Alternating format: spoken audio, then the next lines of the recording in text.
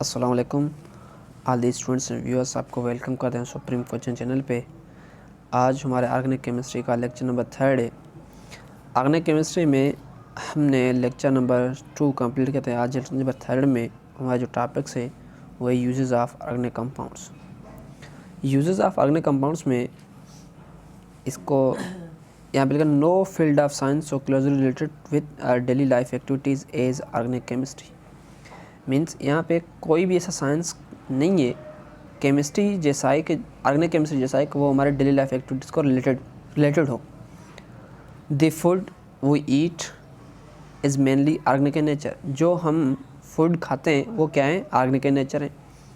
The change which this food undergo our bodies are organic chemical reactions.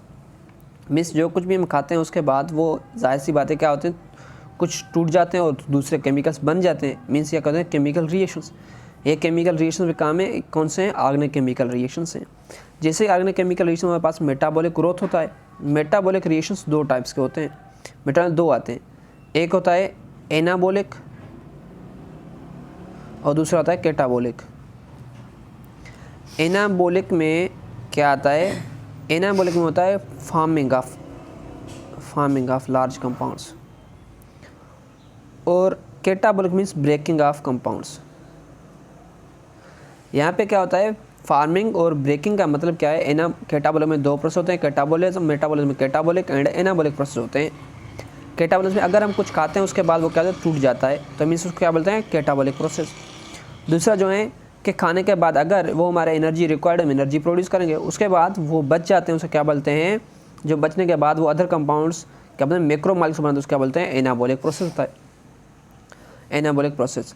And maintain और body functions. Means ये क्या होते हैं, जो भी केमिकल रिएक्शंस हैं कैटाबॉलिक और एनाबॉलिक प्रोसेस, वो क्या करते हैं, हमारे बॉडी की फंक्शंस को क्या करते हैं, मेंटेन करते हैं।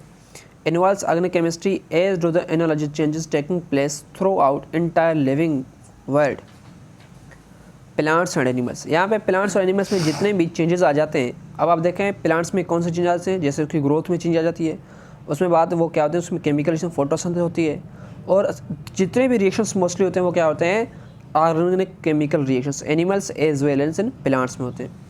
और ऑर्गेनिक रिएक्शन में यहाँ पे कुछ एग्जाम्पल दिए हैं। द क्लास वी वियर, जैसे कपड़े जो होते हैं हम पहनते हैं। The dyes that colours they, जो कलरिंग होती है प्लांट्स के। The soap and starch, soap होते हैं, स्टार्च होते हैं। Use launder them and the leather in our shoes as well as dyes and shoes polish. ये सारे जो होते हैं, हमारे जो शूज़ होते हैं वो भी लेथर के बने होते हैं। लीदर क्या होता है, लीदर जो होता है वो क्या होता है, ऑर्गेनिक कंपाउंड होता है। And these are product of organic chemical industry. ये सारे क्या होते हैं, ऑर्गेनिक केमिकल इंडस्ट्री के क्या होते हैं, प्रोडक्ट होते हैं। Many of the structural material in our bodies in our house and furnitures as well as the paints and varnish used in the finishing them are all organics। Means यहाँ पे जितने भी हमारे कहाँ पे मटेरियल्स हाउस में होते हैं, फर्नीचर्स होते हैं, जो कुछ भी होता है वो मोस्टली क्या होते हैं, all are the organic compounds, organic materials होते हैं।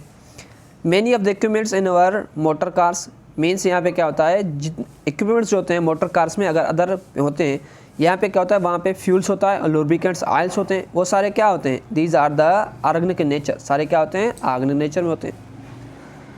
यहाँ पे importance of organic compounds in our daily life illustrated by the following list. अब आप देखें यहाँ पे लिस्ट में जो कुछ दिए हुए हैं, जैसे ही हमारा फूड में क्या होता है बेटा, फूड में होता है प्रोटीन, फैट, कार्बोहाइड्रेट, ऑयल्स। ये सारे क्या आते हैं, ऑर्गेनिक केमिकल्स होते हैं। उसके बाद क्लॉथिंग में cotton, silk, wall, nylon, rayon and Dacron, ये सारे क्या होते हैं, ये भी क्लॉथिंग मीन्स यहाँ पे क्लॉथिंग में यूज़ होते हैं। मीन्स हमारे कपड़े वगैरह बनने में ये सिल्क हो गया, कॉटन्स हो गया, वॉल्स हो गया, ये सारे यूज़ होते हैं। उसके बाद दूसरा जो हमारा 3rd नंबर का यूज़ है इसका, वो क्या है, शेल्टर। शेल्टर मीन्स घर के छत वगैरह ये बोल सकते हो, या दूसरे कोई शेल्टर्स वगैरह होते हैं, वो यहाँ पे कहते हैं wood, paints and varnish are used as a shelter. Power and transportation, power means fuel, transportation means उनमें कंबस्शन में ट्रांसपोर्ट जो यूज़ होते हैं, कंबस्शन जाहिर सी बात है उनको क्या रिक्वायरमेंट है, फ्यूल रिक्वायर होती है। नेचुरल गैस हो गया, और उसके बाद क्या पेट्रोल हो गया, petroleums and petroleum and products of coal के जितने भी प्रोडक्ट्स होते हैं, नेचुरल गैस हो गया, पेट्रोलियम हो गया, सारे क्या होते हैं पावर एंड ट्रांसपोर्टेशन में यूज़ होते हैं। यहाँ पे natural gas, petroleum and gas are use power and transportation, organic substance, सारे क्या होते हैं ऑर्गेनिक सब्सटेंस होते हैं। यहाँ पे क्या है मेडिसिन ड्रग्स, मेडिसिन में हमारे पास क्या होता है पेंसिलिन, एंटीबायोटिक है, स्ट्रेप्टोमाइसिन, ये भी क्या है एंटीबायोटिक है, मीन्स ये ड्रग ये क्या होते हैं मेडिसिन यूज़ होते हैं। और उसके बाद all the types of medicine use in allopathy, homeopathy and desi tip involve in organic compounds, means यहाँ पे क्या होता है होम्योपैथिक हो गया या एलोपैथी हो गया या मेडिसिन जितने भी यूज़ होते हैं वो सारे क्या होते हैं ऑर्गेनिक कंपाउंड्स के बने हुए होते हैं। उसके बाद क्या है हमारा, उसके बाद है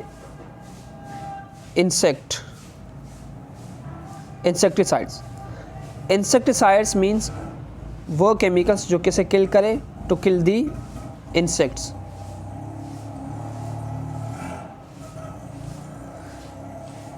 इंसेक्ट्स किल करने के जो भी केमिकल्स जो बोलते हैं इंसेक्टिसाइड्स। इंसेक्टिसाइड्स हमारे पास कौन कौन से हैं, DDT and which are being widely use in organic substance, ये भी क्या है ऑर्गेनिक सब्सटेंस है। उसके बाद हमारे पास क्या है hormones and steroids, hormones and steroids complex organic compounds, ये सारे क्या होते हैं ऑर्गेनिक कंपाउंड्स होते हैं।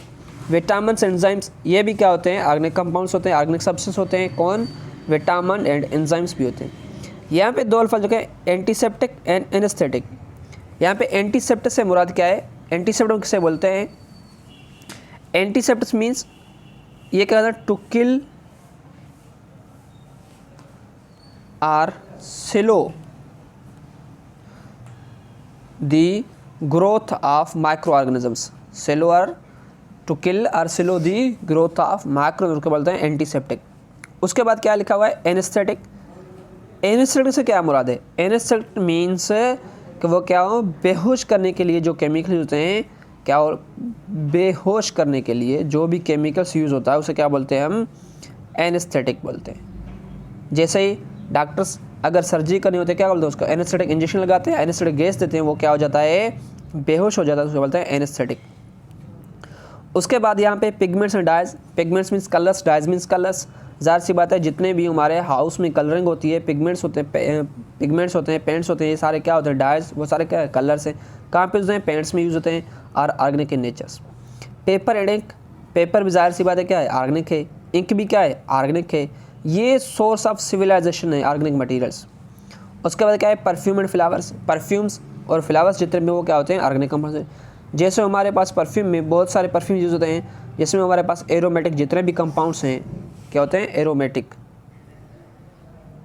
एरोमेटिक कंपाउंड्स जितने वो क्या होते हैं मीन्स एरोमेटिक कंपाउंड्स में क्या होता है हमारे पास वो परफ्यूम्स होते हैं। जैसे एरोमेटिक कंपाउंड्स वो होते हैं जिसमें क्या हो बेंजीन रिंग हो, अगर उसमें बेंजीन हो वो क्या होंगे एरोमेटिक कंपाउंड्स होंगे, तो उसमें क्या होती है फ्रेगनेंस होती है। उसके बाद हमारे पास जो है प्लास्टिक, रबर, रेजन्स, वो भी क्या होते हैं ऑर्गेनिक नेचर्स होते हैं। प्लास्टिक हो गया, रबर हो गया, resins are organic in nature.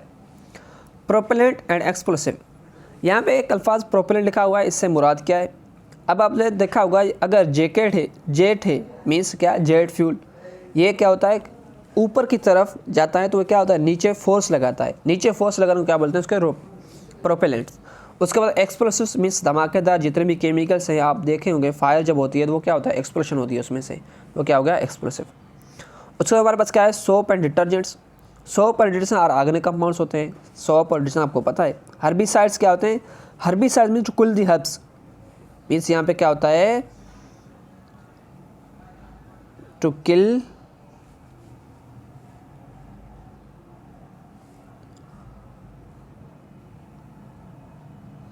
इसको लिखना टू किल दी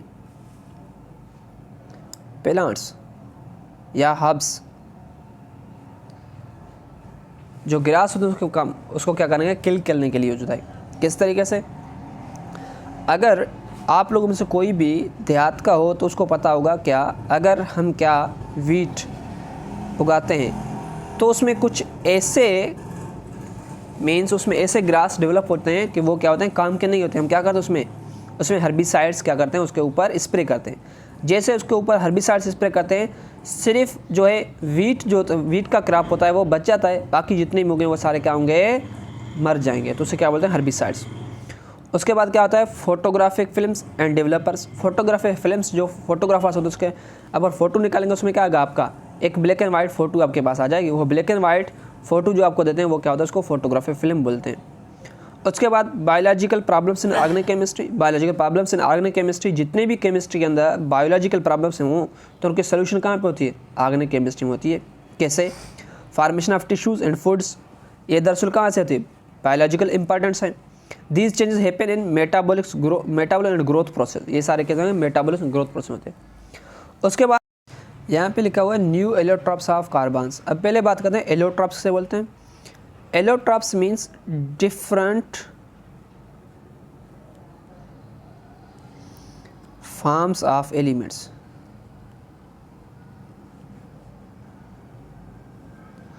अगर कोई एलिमेंट्स हो उसके डिफरेंट फॉर्म्स आ जाए मीन्स उसके डिफरेंट उसे क्या बोलते हैं, एलोट्रॉप्स बोलते हैं।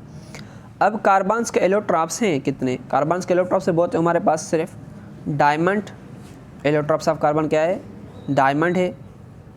दूसरा क्या है, graphite. Third one is buckyball. तो ये 3 स्ट्रक्चर हैं, और भी स्ट्रक्चर हैं।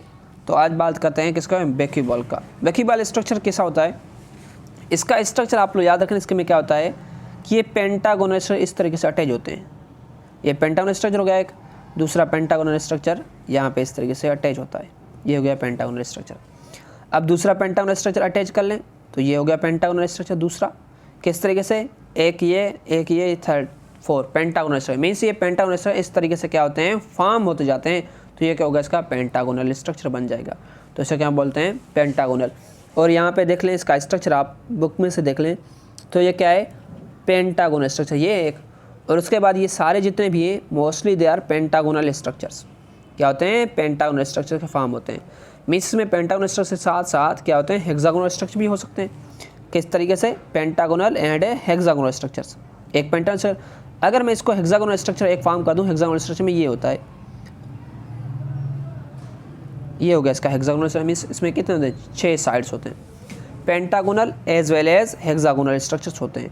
अब आप यहाँ पे स्टडी करके देखेंगे तो जिसमें क्या होते हैं, the carbon atoms join together from to form pentagonal and hexagonal structures of carbons. Carbons के पेंटागोनल हेक्सागोनल स्ट्रक्चर दोनों आपस में जुड़े हुए हों तो उसे हम क्या बोलते हैं, बेकीबॉल स्ट्रक्चर्स। बेकीबॉल स्ट्रक्चर में और भी आप लोगों को एक बात जो है मेन ये बताऊं कि इसमें जो नंबर ऑफ कार्बन्स होते हैं वो कार्बन नंबर कितने होते हैं, 60।